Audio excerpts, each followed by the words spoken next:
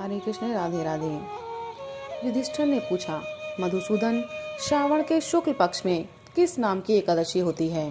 कृपया मेरे सामने उसका वर्णन कीजिए। भगवान श्री कृष्ण बोले, राजन, प्राचीन काल की बात है। द्वापर युग के प्रारंभ का समय था।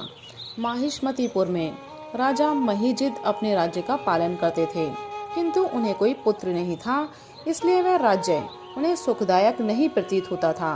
अपनी अवस्था अधिक देख राजा को बड़ी चिंता हुई।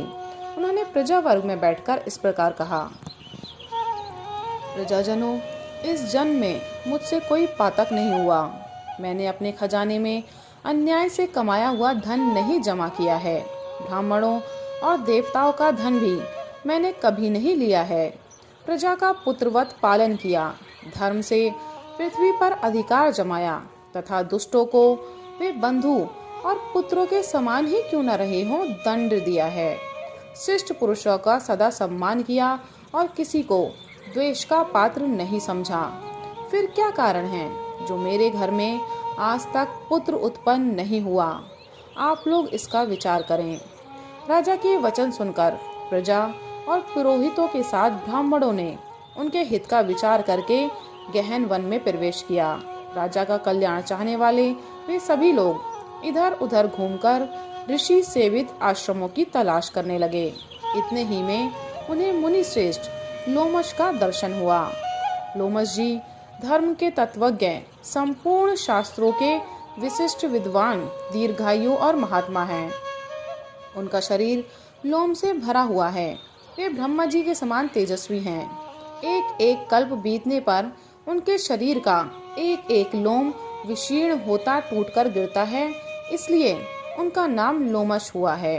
वे महामुनि तीनों कालों की बातें जानते हैं। उन्हें देखकर सब लोगों को बड़ा हर्ष हुआ। उन्हें निकट आया देख लोमश जी ने पूछा, तुम सब लोग किस लिए यहाँ आए हो? अपने आगमन का कारण बताओ। तुम लोगों के लिए जो हितकर कार्य होगा उसे मैं अवश्य करूँगा। प्रजाओं ने कहा, ब्राह्मण, इस समय महीजीत नाम वाले जो राजा हैं उन्हें कोई पुत्र नहीं है। हम लोग उन्हीं की प्रजा हैं जिनका उन्होंने पुत्र की भांति पालन किया है।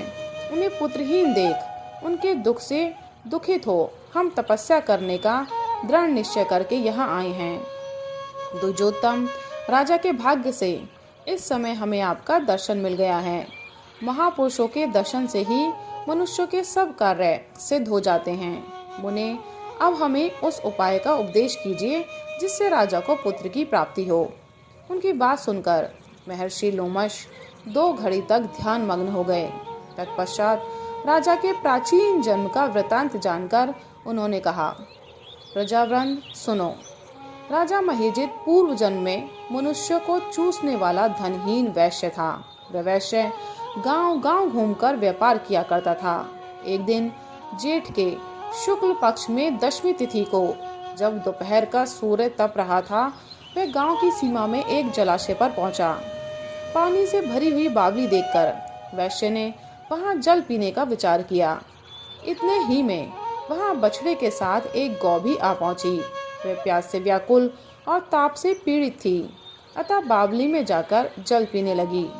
वैश्य ने पानी पीती हुई गाय को हाँककर दूर हटा दिया और स्वयं पानी पिया। उसी पाप कर्म के कारण राजा इस समय पुत्रहीन हुए हैं। इसी जन्म के पुण्य से इन्हें अकंटक राज्य की प्राप्ति हुई है। प्रजाओं ने कहा, मुने, पुराण में सुना जाता है कि प्रायश्चित रूप पुण्य से पाप नष्ट होता है, अतः पुण्य का उपदेश कीजिए जिससे उस पाप का नाश हो जाए। लोमश जी बोले, प्रजाजनों, श्रावण मास के शुक्ल पक्ष में जो एकादशी होती है वह पुत्रदा के नाम से विख्यात है। वह मनोवांछित फल प्रदान करने वाली है। तुम लोग उसी का व्रत करो। यह सुनकर प्रजाओं ने मुनि को नमस्कार किया और नगर में आकर विधि पूर्वक पुत्रदा एकादशी के व्रत का अनुष्ठान किया। उन्होंने विधि पूर्वक जागरण भी किया और उसका निर्मल पुण्य राजा को दे दिया। तत्पश्चात रानी ने गर्भ धारण किया और प्रसव का समय आने पर बलवान पुत्र को जन्म दिया। इसीलिए इस एकादशी का नाम पुत्रदा पड़ा। पुत्र की इच्छा रखने वाले मनुष्य को विधान पूर्वक श्रावण माह के शुक्ल पक्ष की एकादशी का व्रत करना चाहिए।